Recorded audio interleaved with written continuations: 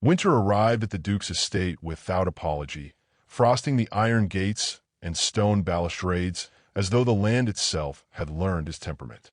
Servants moved through the corridors with softened footsteps, their breath faint in the chill, their voices lowered by long habit. For this was a house governed not by warmth but by order. At its center stood the Duke himself, 30 years of age, handsome in the distant, untouchable manner of carved marble, a man raised to master estates, silence emotions, and obey traditions older than memory. He was known throughout the county as cold, though the word did not fully capture him. Cold suggested absence, yet he was always present, watching, listening, measuring. Grief had shaped him early, duty later, and somewhere between inheritance and expectation, he had learned that feeling was a weakness best concealed behind perfect manners and impeccable restraint. No one spoke to him without preparation. No one lingered in his presence longer than required. Into this ordered world came a young woman of 22, hired quietly as a kitchen cook at the onset of winter. She arrived before dawn in a borrowed cloak, her boots damp from the road, her spine straight despite the weight of uncertainty pressing upon her shoulders. She possessed no title, no protection beyond her skill, and no illusions about what the house would demand of her. Yet there was a calm in her bearing that unsettled those who noticed, a dignity not taught by rank but by endurance. From her first day, whispers followed her like drafts through doorways. She spoke too clearly, some said. She moved with a composure unbefitting her station, others muttered. The housekeeper watched her closely, waiting for arrogance to reveal itself, while the footmen speculated with idle curiosity sharpened by boredom. None of them expected the Duke to notice her at all. He did notice, not immediately, and not with interest, but with the precise awareness of a man trained to observe disruptions in routine. He saw how the kitchen ran more smoothly under her hands, how the servants straightened unconsciously when she passed, how order settled rather than fractured. Summoning her was inevitable. She stood before him in the study, firelight catching the polished wood and the severity of his profile. He did not invite her to sit. His voice, when it came, was calm, deliberate, and unadorned by unnecessary kindness. He informed her that she was employed solely as a cook, that her conduct would reflect upon a household, and that she must understand her place within it. Then, with measured emphasis, he delivered the boundary meant to end all speculation. She might remain under his roof, but she was never to imagine herself anything more than what she had been hired to be. The word struck as intended, sharp yet formal, leaving no space for misinterpretation. A lesser spirit might have apologized or wept. She did neither. She inclined her head once, not in submission but acknowledgement, and replied that she understood her duties perfectly. Her voice did not tremble. It was this, more than anything, that disturbed him. When she returned to the kitchens, the servants read the verdict in her face and resumed their whispers with renewed confidence. The hierarchy had spoken. Order was preserved. Yet something subtle shifted, as quiet as the settling of snow. She worked with renewed focus, refusing humiliation at satisfaction, folding her resolve into every task she touched. That evening, as darkness pressed against the windows and the estate surrendered to winter's hush, the Duke found himself restless. Papers lay forgotten upon his desk. The house felt unusually silent, as though holding its breath. Drawn by no clear intention, he followed the faintest trace of warmth down stone steps to the servants' kitchen. He paused unseen at the threshold. Inside, she worked alone, sleeves rolled, hair pinned simply back, the firelight gilding her concentration. The scent of sugar and butter rose into the air, soft, human, disarming. For the first time that season, the Duke remained where he was, watching, while something unnamed loosened within his carefully governed chest. He did not announce himself, nor did she turn, yet the distance between them felt suddenly charged, as though the room itself recognized the danger of familiarity. This was not desire yet, nor mercy, but the first fracture in certainty, the smallest rebellion against a life arranged entirely by rule. The Duke, who had mastered armies of expectation and silence, stood powerless before a simple truth. Warmth had found him without permission. And in the quiet kitchen, with flour dusting the table and winter pressing hard beyond the walls, the boundary he had spoken so confidently that morning no longer felt immutable, but fragile, waiting, already beginning to give. It was a dangerous stillness, heavy with consequence, and though neither spoke, both sensed that something irreversible had begun. Outside, the wind tightened its grip on the estate, rattling windows like warnings. Inside, a duke remained in a servant's doorway, and a cook continued her work, unaware that the world she had been ordered never to imagine was, even now, quietly leaning toward her. By dawn, nothing visible would change, yet the first rule of his life had already failed, and neither of them would ever return untouched to the certainty that had once kept them safely apart from one another again. In the days that followed, the Duke did not return to the kitchen, yet the warmth he had discovered there refused to leave him. It followed him through galleries and stairwells, clung to the cuffs of his gloves, lingered in the quiet spaces where memory sharpened into want. He told himself it was nothing more than a novelty, a momentary disturbance caused by winter and fatigue, and resumed his duties with renewed exactness. The young cook noticed his absence, though she pretended otherwise. She had learned early that survival in great houses depended upon invisibility. Still, each evening she prepared a small batch of plain biscuits, crisp at the edges and soft within, setting them aside without instruction. They were never named, never offered. They simply appeared, cooling on a side table like a question left unanswered. On the fourth night, he returned. Not abruptly, not announced, but as if he had always meant to be there.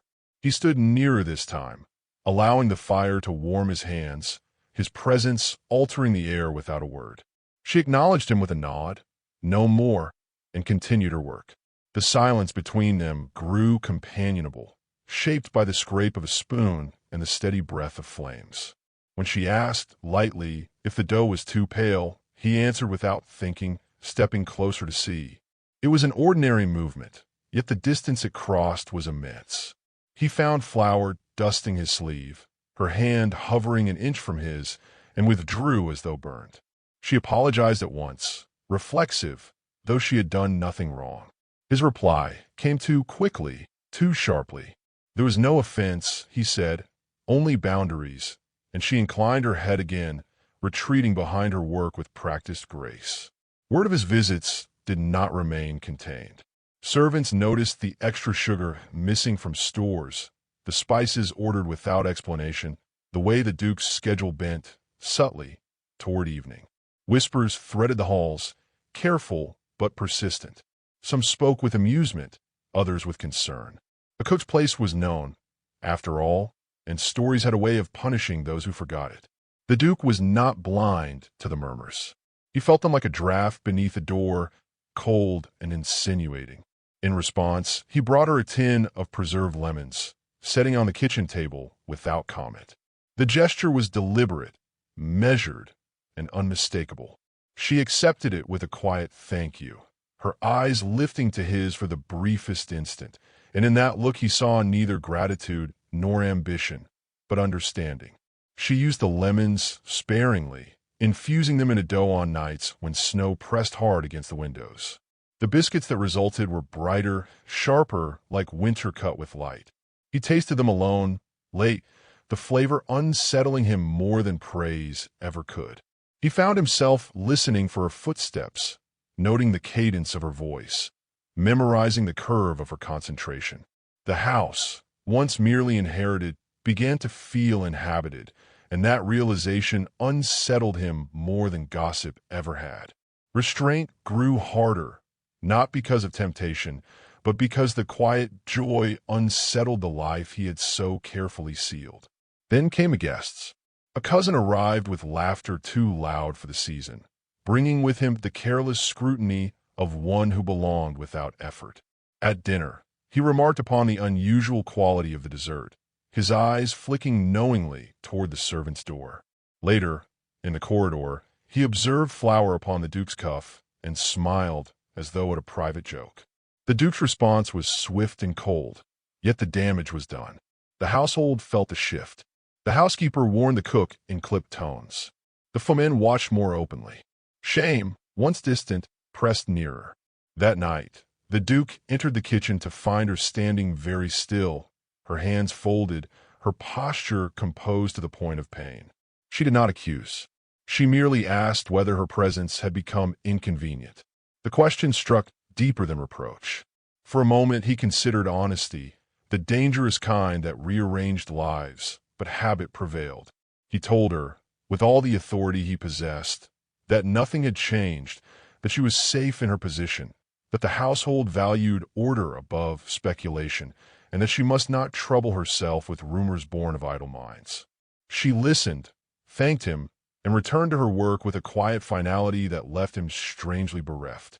The fire crackled between them, louder than before, and he sensed that something unspoken had been placed beyond easy reach, waiting to test whether he would claim it or retreat. When he departed, the biscuits remained untouched on the table. In the corridor beyond, whispers swelled, no longer content with secrecy. The Duke paused, aware that by standing still he had already chosen motion.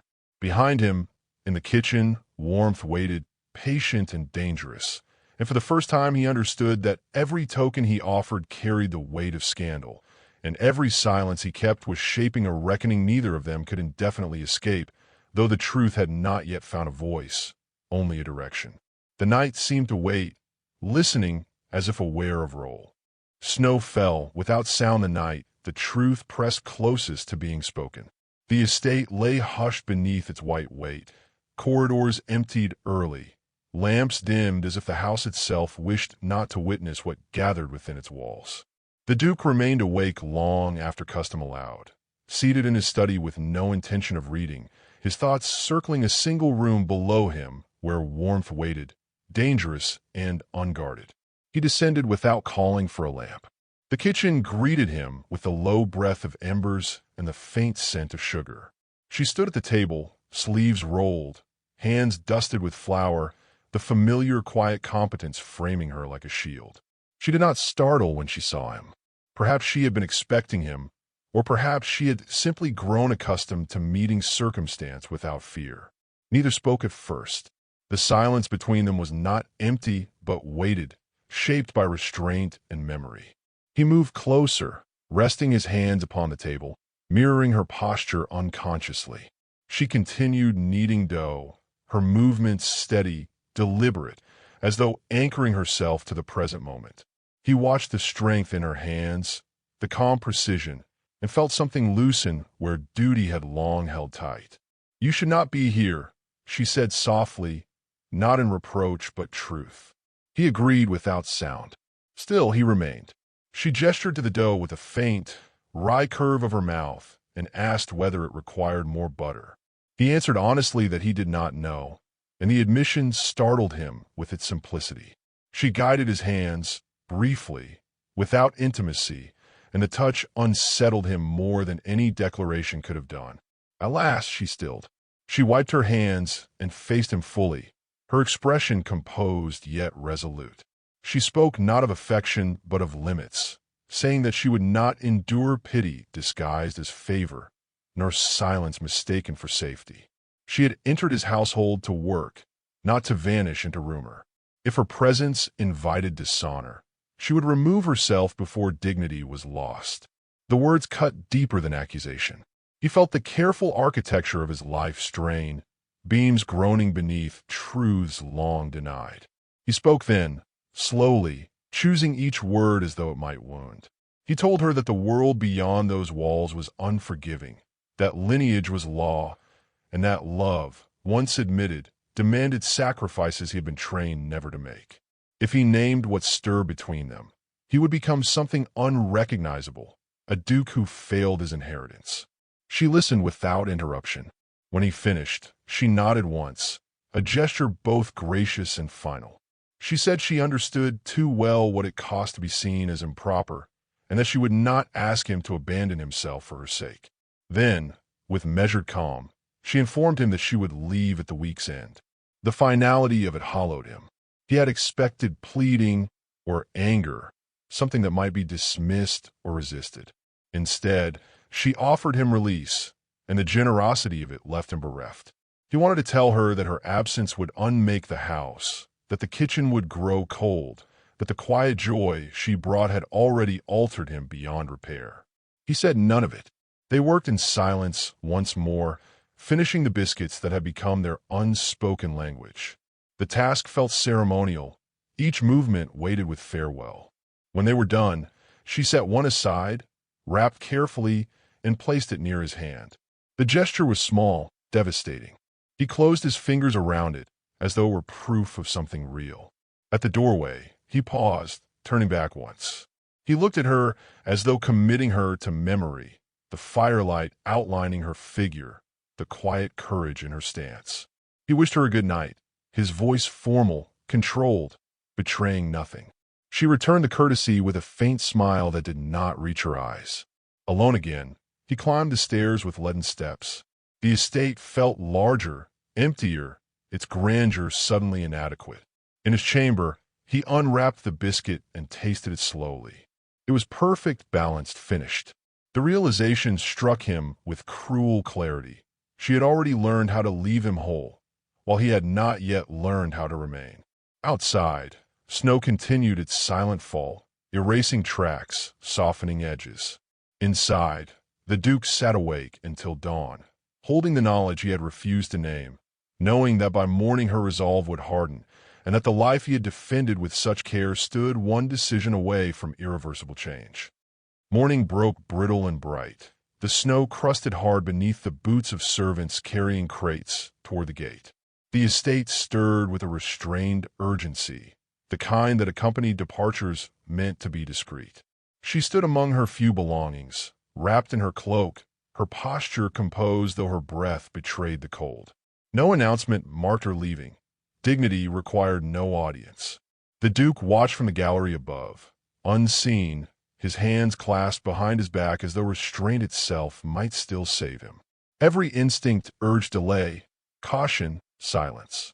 He had lived his life within such instincts, mastering them as one master language or law. Yet the sight of her turning once, as if to fix the house in memory, struck him with a clarity he could no longer deny. If he allowed this moment to pass, nothing within him would remain intact. He descended the stairs with purpose that startled those he passed. At the foot of the hall, he spoke her name aloud for the first time. She turned, surprise flickering across her expression before resolve reclaimed it. The servant stilled, sensing something irrevocable unfolding. He did not soften his voice. He did not lower it. He spoke with the authority the world had always granted him, yet bent it toward a truth it had never taught him to claim. He told her to wait, not as an order, but as a plea shaped like command. She did, though her hands tightened around her satchel. What followed was not eloquence, but honesty stripped of ornament. He acknowledged the rules he had upheld, the fear he had mistaken for duty, the cruelty of a life built upon denial. He said that loving her would cost him approval, lineage's comfort, perhaps his standing, and that he had weighed those costs with the same severity he brought to his state accounts. Then he spoke the line that fractured the watching silence. He would rather be remembered as foolish than remain untouched. A murmur rippled outward, disbelief edged with awe. He ignored it. He turned fully toward her and declared that she would not leave as a cook dismissed, but remain as a woman chosen. Not elevated by favor, not hidden by compromise, but named openly as the one person who had taught him how warmth survived without permission. He offered her his hand, steady, unadorned by urgency. For a moment, the world seemed to hold its breath. She looked at the hand, then at him, searching not for grandeur but certainty. When she spoke, her voice was calm, resolute. She told him that love could not live beneath spectacle alone, that defiance without constancy was another form of abandonment. She asked him, plainly, whether he would stand by this choice when winter gossip sharpened into scorn, when Parliament murmured, when portraits of ancestors watched. His answer came without hesitation. He said yes, not loudly, not dramatically, but with a finality that echoed deeper than applause. He told her that he would endure ridicule gladly if it meant never returning to a life untouched by meaning. The words were not poetry. They were promise. She took his hand. The estate did not erupt. It adjusted. The servants bowed, uncertain yet compelled by the unmistakable shift of power realigned. Days passed in measured progression. Letters were written, invitations declined, alliances strained. Yet the Duke did not retreat. He stood beside her in drawing rooms and corridors, allowing no question of her place. When they married quietly, without spectacle, it was not secrecy, but refusal to perform joy for those who had denied it to them. Life after Defiance proved gentler than either had dared expect. The house warmed, not in luxury, but in laughter allowed to linger. He learned the rhythms of her days. She learned the burdens of his. In the evenings, they returned to the kitchen where it had begun, sleeves rolled, flour dusting their shared table. They baked not to fill silence, but to honor it, their hands moving in practiced harmony. Years softened the sharpness of scandal. The world moved on, as it always did. Yet something enduring took root within those walls, a legacy quieter than title, yet more lasting. Visitors remarked upon the Duke's ease, the warmth of the household, the absence of fear where once restraint had ruled. One winter evening, long after the whispers had faded, they stood together at the kitchen table, shaping dough by firelight. She smiled at him, unguarded, and he returned it without thought. Outside, snow began to fall again, gentle, forgiving. Inside, the Duke realized that love had not diminished him, but made him finally visible. And as they worked side by side, he understood that defiance, once chosen, must be lived daily, and that the truest rebellions were quiet, patient, and endlessly renewed.